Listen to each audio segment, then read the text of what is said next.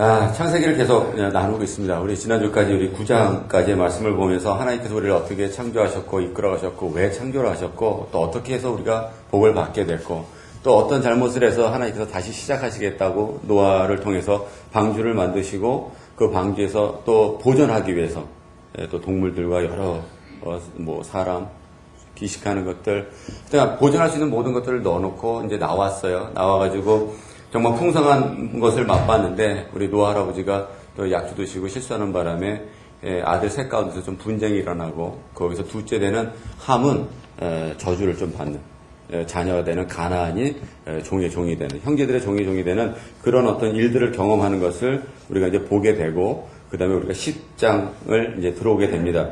근데 여러분들이 읽어서 아시겠지만 도대체 입에 붙지 않는 이름들과 도대체 이거를 왜 우리가 알아야 되는지 저한테 물어보셔도 솔직히 저도 몰라요. 왜냐면 제가 창세기 10장을 쓰질 않았기 때문에 하나님께서 이걸 왜 써놨는지는 그거는 나중에 우리 하나님 앞에 가서 물어보면 될 것 같지만 우리가 확실한 건 하나 있죠. 하나님의 뜻이 있어서 써놓으셨다라는 거예요. 우리가 하여금 뭔가를 깨닫게 하기 위해서. 그래서 이 수많은 60명의 가까운 이름들이 나오고 있는데 그 이름 중에서 친절한 또 우리 금자씨 외에 또 친절한 우리 임목사 있기 때문에 여러분들에게 좀 필요한 이름들 몇 가지만 뽑아가지고 소개해 드리면서 10장 말씀을 좀 전하도록 하겠습니다. 1절입니다. 노아의 아들 셈과 함과 야벳이 후에는 이러하니라. 홍수에 그들이 아들을 낳았으니. 우리가 열거되는 모든 그 지니알러지라고 하는 계보를 보게 되면 거의 남자의 이름들이 나오는데 특히 여기서 뭐라고 얘기하냐면 셈과 함과 야벳의 후에는 이러한데 홍수에 그들이 아들들을 낳았다. 얘기하니까 이 사람들은 대단하다. 근데 절대 딸을 낳지 않는 민족이구나. 오직 나면 아들만 난다. 그래서 아들을 낳기 위해서는 이들에게 교육을 받아야 된다.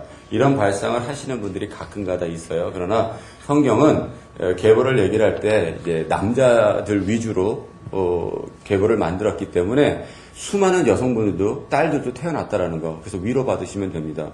세상에 남자들만 다 태어났다 그러면 문제가 심각해지는 거죠. 그러니까 아들들을 낳는데 플러스 딸들도 낳았어요. 야벳의 아들입니다. 야벳은 누구냐면 셈과 함과 야벳, 노아의 자녀 중에서 셋째 아들을 얘기를 합니다.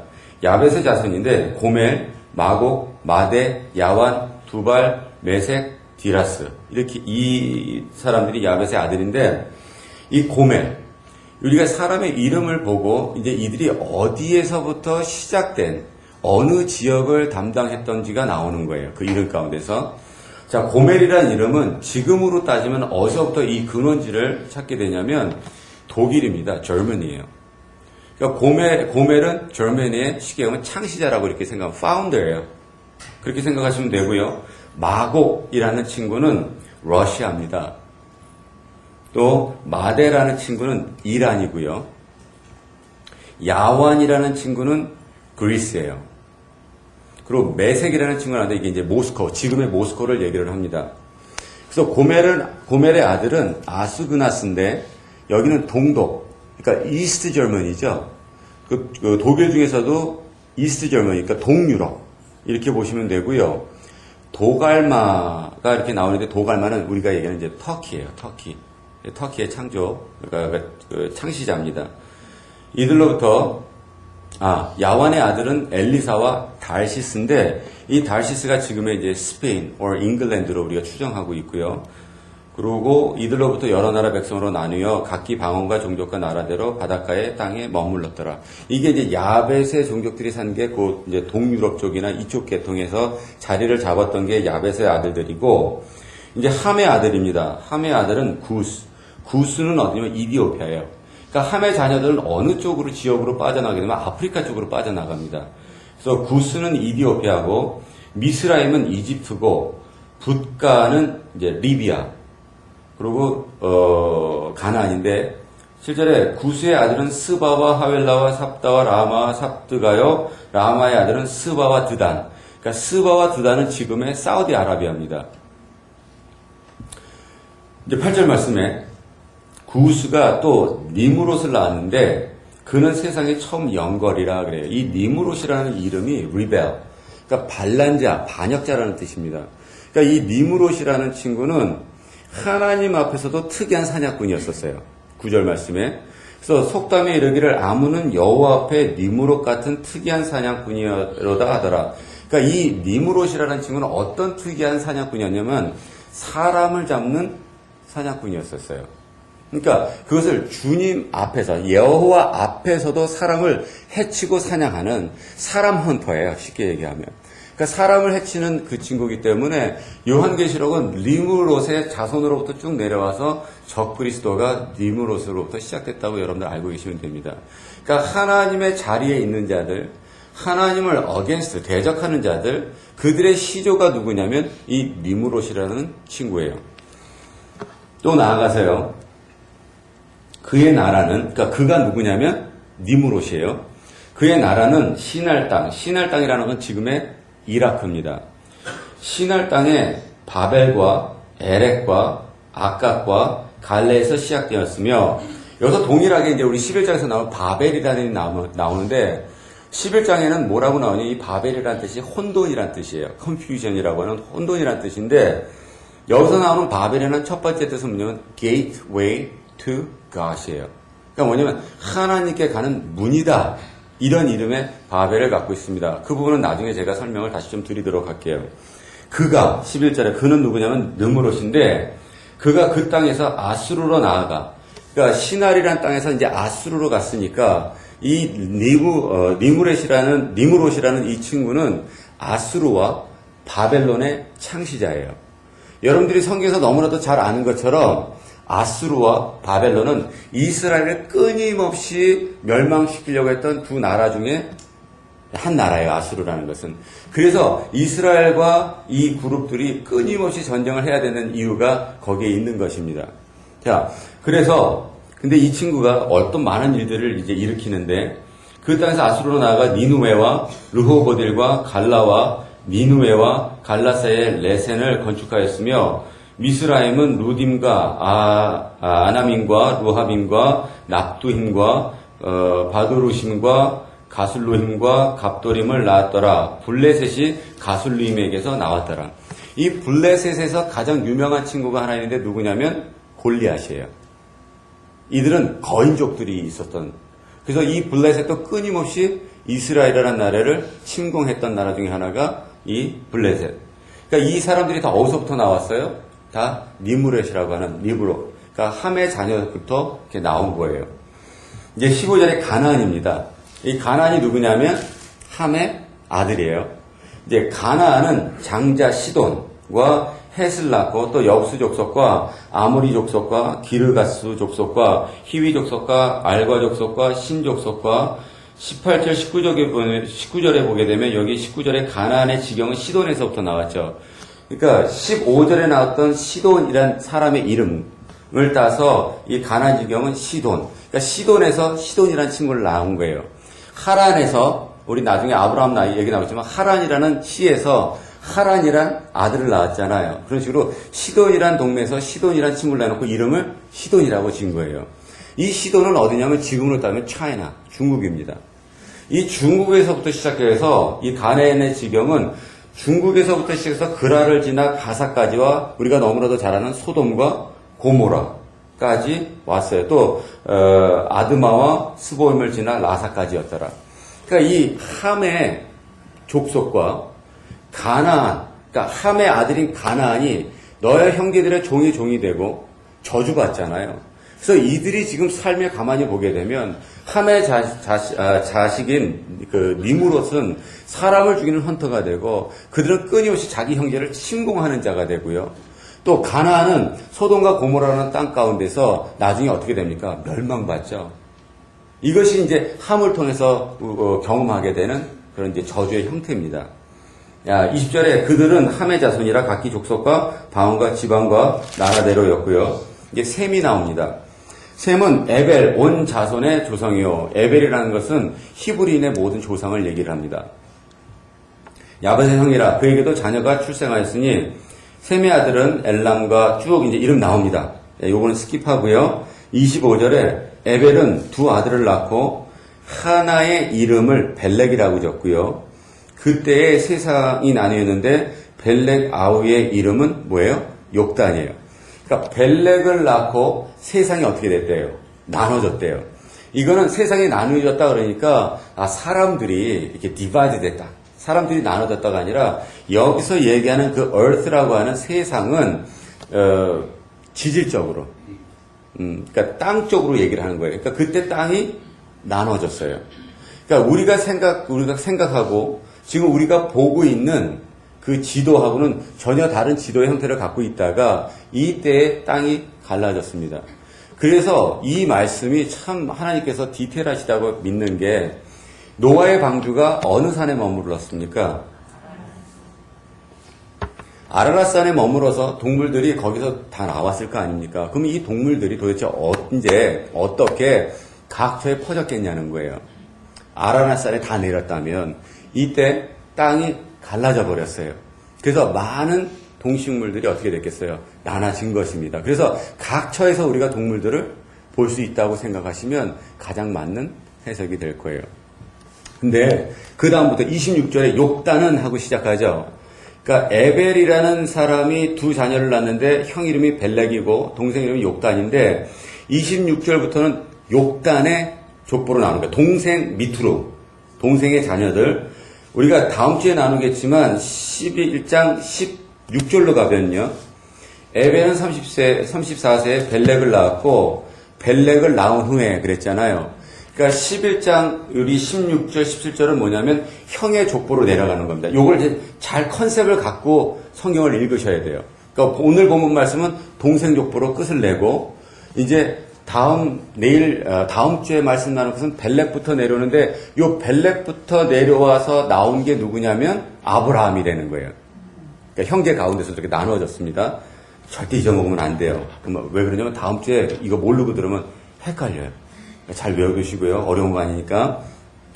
자, 그러고 난 다음에 내려오겠습니다. 다시 본문으로 가서 31절에 이들은 셈의 자손이라 그 족속과 방언과 지방과 나라대로였더라. 이들은 노아 자손의 족속들이요 그 세계와 나라대로 홍수 후에 이들에게서 땅의 열국 백성이 어떻게 됐어요? 나뉘었더라.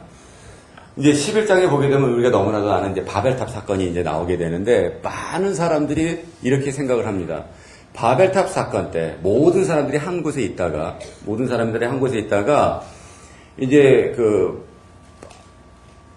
성을 쌓다가 하나님께서 분노하셔서 언어를 다르게 해서 이들이 그때 어떻게 돼요? 흩어졌다. 그래서 아프리카로, 유럽으로, 아시아로 갔다고 말씀하시는 분들이 상당히 많습니다. 아마 그렇게 배우신 분들 많을 거예요. 근데 오늘 본문 10장 말씀에는 바벨론 전에 어떻게 했어요? 하나님께서 미리 다 나눠 놓으신 거예요. 그렇기 때문에 바벨탑 사건 때문에 나눠진 게 아니라 벌써 하나님께서는 모든 족속들을 다 이제 나눠 놓으셨다라는 것은 이해 가시죠? 그리고 이제 11장 시작입니다. 온 땅의 구음이 하나고요. 언어가 하나였었어요. 그러니까 너무나도 좋은 세상이었어요. 미국에 왔는데 한국말을 한다고 생각을 해봐요. 최고거든요. 이 오지랖스러운 놈들 때문에 우리가 세상 다니면서 여행 다니면서도 그 고생을 하는 건 순전히 얘네들 때문에. 예. 근데 이때는 더 좋았던 게 뭐냐면 구음이라는 것은 뭐냐면 사운드란 말이에요. 그러면 언어, 이건 랭귀지잖아요. 그러니까 소리가 같고 언어가 같다는 얘기는 뭐냐면 우리가 언어 할 때 한문으로 가르쳐 드릴게요. 이거 웬만한 분들 모르시는데 굉장히 어려운 한문인데요. 이렇게 네모 그리고요. 이렇게 밑에 이렇게 팔자같이 생긴 거.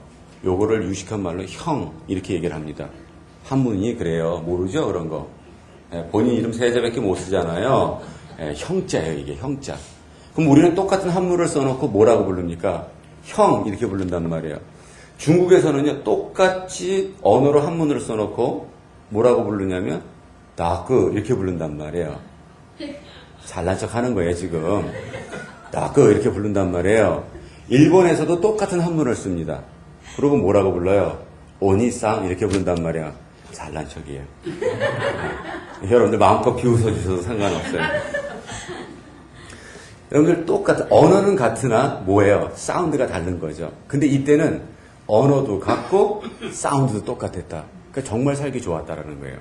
근데 이제 이것이 문제가 됩니다. 볼게요. 이에 그들이 동방으로 옮기다가 이랬어요. 이들이 누굴까요? 이게 이제 우리가 굉장히 궁금한 거예요. 왜냐하면 지금까지 우리가 갖다는 모든 세상에 사는 사람들이 함께 움직였다고 생각이 들었는데 본문 말씀에 그들이 동방으로 옮겼는데 11장 10절에는 누구 후예들이 나옵니까? 셈의 후예들이 나와요. 그죠? 셈의 후예들이. 그러면 누구겠어요, 그들이? 셈의 후예들이에요. 셈의 후예들이 동방으로 움직이는데 어디로 갔냐면 시날 땅입니다. 이 시날 땅이 지금의 무슨 땅이라 그랬어요? 이라크예요. 그러니까 이 셈의 후예, 그 이라크라는 땅을 누가 소유하고 있었냐면 아까 그 무서운 애 있죠? 니무롯. 니무롯이 이라크를 잡고 있는데 형의 자손들이 밀고 들어오는 거예요. 쉽게 얘기하면. 예, 큰아버지 아들들이 밀고 들어오는 거예요. 그 땅을. 뺏기겠어요? 안 뺏기겠어요? 안 뺏기죠. 거기다가 야벳이라는 친구가 있잖아요. 야벳. 야벳이라는 친구가 마대라는 아들의 근원지가 어디냐면 이란이거든요. 그러니까 야벳이라는 셋째 아들의 자손들은 이란이라는 곳을 잡고 있고 함의 자손은 이라크를 잡고 있는데 큰형 자식들이 밀고 들어오면서 이라크를 하겠다는 거예요. 땅을 차지하겠다는 거예요. 그러면 옆에 있는 막내 아들의 자손들은 어떻게 되겠어요? 긴장하겠죠, 일단. 그러니까 이란과 이라크가 안 싸울래야? 안 싸울 수가 없겠죠. 그러니까 다 결론적으로 뭐예요? 집안 싸움을 하고 있는 거예요. 뭘 차지하기 위해서? 땅을 차지하기 위해서. 노아가 볼 때는 어땠을까요? 참 가슴 아프겠죠. 우리 가운데서도 뭐 땅 싸움은 안 하지만 그런 큰 나라 땅 싸움은 안 하겠지만 지금도 보면 우리 재산 싸움 하느라고 열심히 땅 따먹기 싸움 하는 분들도 상당히 있다는 거 알고 있습니다. 그럼 누가 슬퍼요? 예, 아버지가 슬픈 거예요. 더 나아가서. 예. 자, 말씀을 좀 다시 볼게요. 시날딸 평지에 만나 거기서 거하고 서로 말했습니다. 뭐라고 얘기하냐면 벽돌을 만들어 견고히 굽게 하고 이에 벽돌로 돌을 대신하여 역청으로 진흙을 대신하고. 지금까지는 우리가 하나님의 건물을 지을 때는 무엇으로 만들었냐면 스톤이라고 하는 돌로 만들었습니다. 근데 이들은 지금 뭐라고 얘기하냐면 벽돌을 만들자 그래요. 베이크하자 그래요. 벽돌을. 돌은 하나님께서 주신 것이나 벽돌은 누가 만드는 겁니까? 사람이 만드는 거예요. 이들은 더 이상 이제 하나님 앞에 자기네들이 reliable 하는 것이 아니라 누구에게 자기 스스로가 문제를 해결하기 시작합니다. 많은 그리스도인들이 하나님께서 부어주시는 것을 가지고 고민하는 것이 아니고 그것으로 살아가려고 하지 않고 내가 무엇인가를 만들려고 합니다. 근데 너무나도 이 말씀이 웃긴 게 뭐냐면 그들이 만들어 놓고 뭐라고 얘기하냐면 견고하다 이렇게 얘기를 해요. 우리가 만든 것은 절대 견고할 수 없습니다. 하나님께서 만들어 주시는 것만이 견고할 수 있는 거예요. 그것만이 영원할 수 있는데 그럼에도 불구하고 우리는 내가 내 노력으로 나를 지켜줄 것 같고 또 무엇인가가 나를 이끌어갈 것 같고 한 수많은 것들이 있지만 결코 그것은 견고할 수 없고 여러분들 그 브릭이라고 하는 것들을 한번 만들어 보시면 알겠지만 그거는 금방 쪼개지기도 하고요. 하다못해 여러분들 뭐 이렇게 차력하는 사람들 와서 벽돌 갖고 치면 부러지는 게 그 자잘자잘한 것들을 붙여서 만든 것인데 얼마나 그게 강하겠습니까? 근데 내 눈에는 어떻게 보여요? 견고하게 보인다라는 거예요. 그러니까 여러분들 우리가 지금 만들어 놓은 것들은 어떻게 해야 돼요? 다 버려버려야 돼요. 예전처럼 하나님께서 만들어 주신 거 그것으로 해야 됩니다. 다 우리가 그 성전을 만들 때 우리 그 에스겔서에서 우리에게 주시는 말씀이 열왕기사에서 우리에서 주신 말씀이 이런 말씀이 있습니다. 그들이 성전을 짓는데요. 정소리와 망치 소리가 나지 않았다 그래요. 그 얘기는 뭐냐면 채석장이 다른 데 있고 그것을 이제 다 만들어서 갖고 왔겠죠. 그래서 퍼즐처럼 맞췄어요. 그러니까 진흙을 바르지도 않았고 아무것도 쓰지 않고 오직 맞췄습니다. 그 레고 맞히듯이. 레고를 맞춰보신 분들은 알겠지만 열심히 맞춰요. 이렇게 인물을 만들어서 올라갑니다. 성을 만든다고 할 때. 올라가는데 이 레고에서 가장 중요한 피스가 어떤 피스냐면 마지막 피스예요. 맨 마지막 피스예요. 올라가가지고 이렇게 사면이 올라가잖아요. 올라갔는데 이렇게 만나잖아요. 맨 마지막 피스를 위에다 딱 꽂아야지 얘네들이 안 쓰러져요. 그러니까 이런 거 얘기하면 집에 가서 한번 해보세요. 그럼 무슨 뜻인지를 아니까 그 느낌이 와야 되잖아요. 요 마지막 피스가 없으면 얘네들이 이렇게 흔들립니다. 근데 너무나도 희한하게 그거 딱 꽂아놓으면 안 흔들려요. 성전을 지을 때 돌을 갖고서 피스 바이 피스로 맞춰서 가는데 마지막 돌이 없는 거예요. 그게 뭐냐면 우리가 얘는 코너스톤이라고 하는 거예요. 모퉁이 돌이라는 거. 채석장에서 모퉁이 돌을 보냈습니다. 일찌감치 보냈는데 이 사람들이 피스를 맞추다 보니까 이 돌이 너무 큰 거예요. 그래가지고 버려버렸어요. 이거 잘못 왔구나. 그러고 난 다음에 나중에 만들다 보니까 마지막 피스가 없네. 그래서 물어본 거예요. 야 그거 보내야지. 이거 마무리를 짓는데 왜 안 보내? 무슨 소리야? 보냈잖아. 그래서 그 말씀이 버려진 돌처럼 이런 얘기가 나오는 겁니다. 예수 그리스도 그 전에 수많은 선지자들을 통해서 또 하나님이 직접 우리에게 말씀을 주셨어요. 이렇게 살아가라고. 그러나 우리는 그 돌을 버려버렸다라는 거예요. 그 말씀을 버려버리고 그렇게 살지 않았습니다. 그래서 우리에게 많은 힘듦이 있는 거예요. 중요한 것은 그 돌을 통해서 어떻게 돼요? 아무런 소리도 나지 않았대요. 그것을 만들기 위해서는. 망치 소리도 정소리도. 여러분들 우리가 삶을 살아가면서 교회 공동체를 이끌어가고 가정을 이끌어갈 때 우리에게는 망치 소리도 정소리도 나지 않는 것이 우리 교회됨입니다. 우리의 가정됨이에요. 그렇기 때문에 하나님의 방법은 그렇다라는 거예요. 아무 소리도 교회가 성장을 해도 늘 겸손한 마음으로 아무 소리 안 나고. 진짜 하나님께서 모르시겠어요. 주실지 안 주실지 모르겠지만 우리에게 우리가 정말 마음대로 누릴 수 있는 예배당을 허락하신다면 그렇게 가져도 조용하게 항상 내가 무엇을 할 때도 조용하게 종이 하나 픽업해놓고선 그냥 내가 종이 하나 픽업했다고 큰 소리 치는 게 아니라 조용하게 나중에 엄청난 일을 하더라도 막 소말리아에 땅을 사도 어떻게 돼요? 조용하게 중국의 모든 배고파서 굶어가는 그 고아들을 먹여도 조용하게. 이런 것이 하나님께서 원하시는 하나님의 전형적인 방법이에요. 근데 이들은 이 브레이크를 만들려면 얼마나 시끄럽겠습니까? 빠야죠, 갈아야죠, 이 틀 만들어야죠, 부어야죠, 말려야죠. 난리가 아니었을 거라고 저는 생각을 해요. 그들은 그래놓고 뭐라고 얘기하냐면 견고하다. 4절에 또 말하되 자 성과 대를 쌓아 그랬어요. 성이라는 것은 시티입니다. 동네요. 시를 얘기를 합니다. 성을 쌓고요. 타워. 이게 높이 타워를 세우는데 어디까지 높이 세우냐면 꼭대기를 어디에 닿게요? 하늘에 닿게. 우리의 이름을 내고 그랬어요.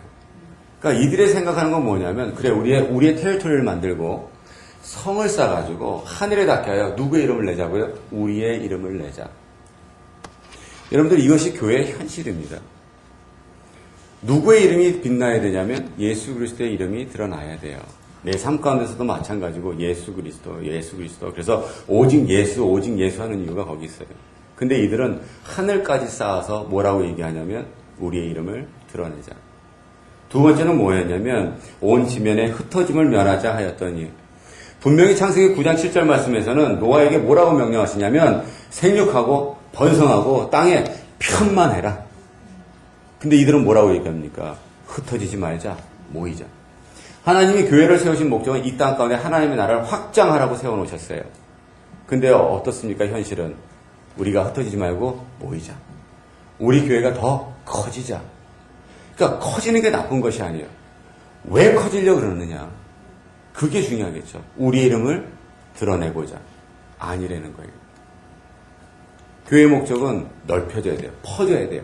낮지만 퍼지는 것이 교회의 목적이지 한 곳에서 커지고 우리만 은혜 받고 우리만 즐겁고 우리만 행복한 것이 아니라 정말 행복의 근원되는 예수를 알게 해서 온 열방이 예수 믿어서 행복할 수 있고 평안할 수 있고 평안할 수 있다면 그것이 교회의 존재의 목적이라는 거 우리 분명히 깨닫고요. 더 나아가서 그게 교회 공동체의 목적이라면 그것이 우리 토기장의 모든 한 사람 한 사람의 목적이어야 돼요. 직장 생활을 하던 사업체를 하던 학교를 다니던 무엇을 하든지 간에 내가 하나님의 나라에 확장되는 사람이 되어야 되겠다. 내가 오늘 하루도 사도의 사명을 감당해야 되겠다. 이랬었을 때 우리의 즐거움이 있는 것입니다. 내가 더 쌓자, 내가 더 높이자 이러면 높아질수록 뭐 할 것 같습니까? 넘어질까봐 불안한 거예요. 모아놓을수록 어떻게 돼요? 모아놓을수록 누가 들어올까봐 고민되는 거예요. 참 감사합니다. 저는 생활 가운데서. 문을 열어놓고 나갔는데요. 걱정이 안 돼요. 보통 같으면 가서 돌아가서 문 닫자 그래야 되잖아요. 오면 얘가 뭐 놔두고 갈 것 같아요. 그래서 좋은 찬스다. 돌아갈 필요 없다. 왜 손님들 오고 그러면 안방문 닫아놓잖아요. 열어놔도 전혀 상관이 없어요. 뭐 거기 보석이라도 있고 그러면 누가 와서 슬쩍 가져갈까봐 불안하죠. 와이드 오픈. 다 뒤져도 상관없어요. 오직 나올 거라고 먼지밖에 없어요, 저희는. 불안한 게 없더라고요, 진짜. 그래서 없는 것도 행복이다. 라는 생각을 해봅니다. 있으면 어떻게 될까요? 불안한 거죠. 있으니까 불안하고, 높다 보니까 내려갈까 불안한 거예요. 하나님께서는 만약에 우리에게 필요한 것이, 구원에 필요한 것이 돈이었다면 아마 예수님께서는 부자로 오셨을 거예요. 만약에 하나님께서 우리를 구원시키는데 무엇이 어떤 테크놀로지가 필요했다면 과학자로 보내셨을 거예요, 예수님을. 뭐 여러 가지 있겠죠. 근데 예수는 뭘로 오셨냐면 거지로 오셨잖아요. 목수, 나사렛, 거지로 오셨어요. 여러분들 그러고 난 다음에 이분이 우리가 상상할 때 그렇게 생각하지 않습니까? 예수가 3년 반 동안 사역을 했는데요. 얼마나 사역을 많이 했으면 그 사역을 다 쓰면 이 땅 가운데 이거를 그러니까 담아놓을 수가 없대요.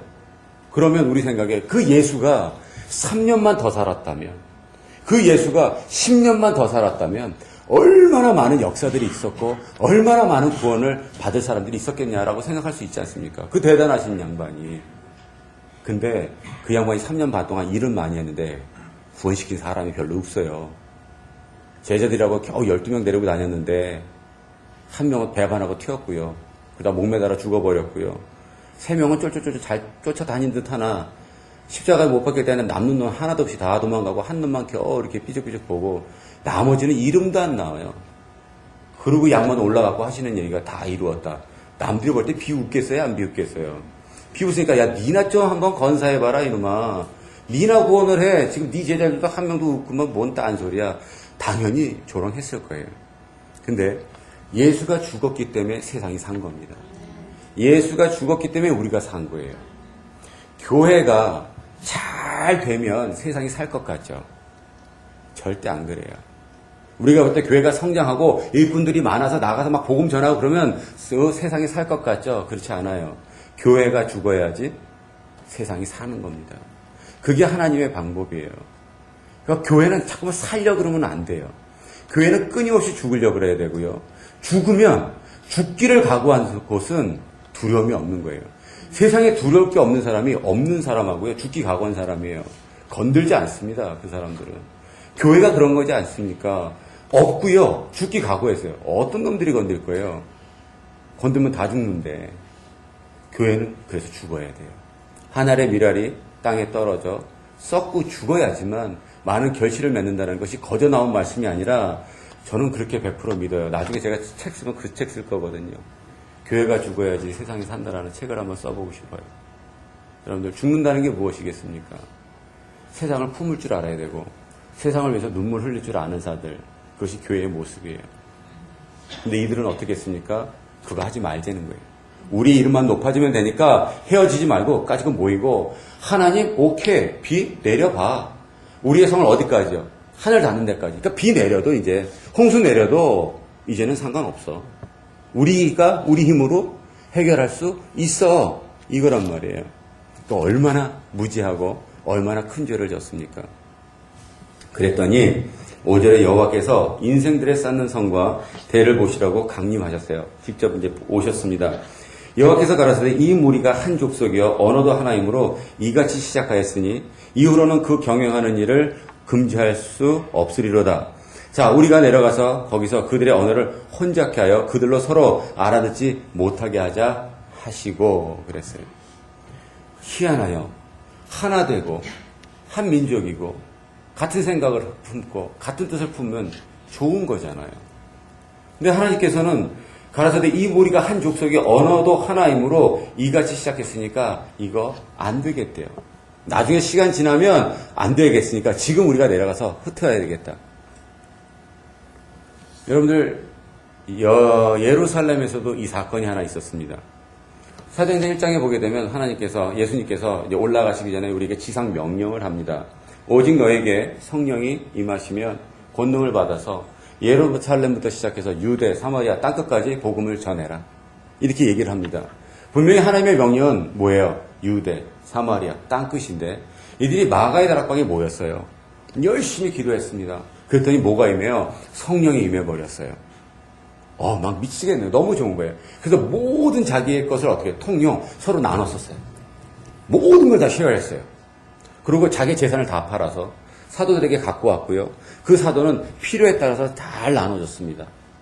그리고 그들은 어떻게 돼요? 모여서 찬미하고 떡을 떼고 기쁨과 순전한 마음으로 음식을 먹고 예배드리고 성전에 막 이런 삶을 살았다는 거예요. 너무 좋았어요. 그죠? 너무. 그래서 그들은 더 이상 바깥으로 나가려고 하지 않습니다. 더 이상 바깥으로 안 나가려고 해요. 예루살렘에 모여 있습니다. 그랬더니 누굴 사용하십니까? 사울이라고 하는 바울을 사용하셔서 핍박해서 흩어버리죠. 그래서 그들이 다 어디로 도망가요? 유대, 사마리아. 나중에 바울은 땅끝이라고 로마까지 가게 되죠. 뭔가 핍박받는다는 표현이 어울리지 않지 않습니까? 하나님의 계획 가운데서 어떻게 돼요? 흩으신 게 맞는 거죠. 하나님이 모르고 있어서 하나님을 믿는 자들이 핍박받는 게 아니라 하나님의 계획 가운데 하나님의 명령을 순종치 않으니까 어떻게 돼요? 하나님이 주권적으로 흩어버리는 거예요. 그러니까 하나님은 이런 분이세요. 내가 정한 거는 죽어도 하시는 분이에요. 이렇게 생각하시면 됩니다. 그러니까 그리스도인들도 내가 작정했으면 어떻게 돼요? 죽어도 해야 돼요. 뱉었으면 어떻게 돼요? 하는 거예요.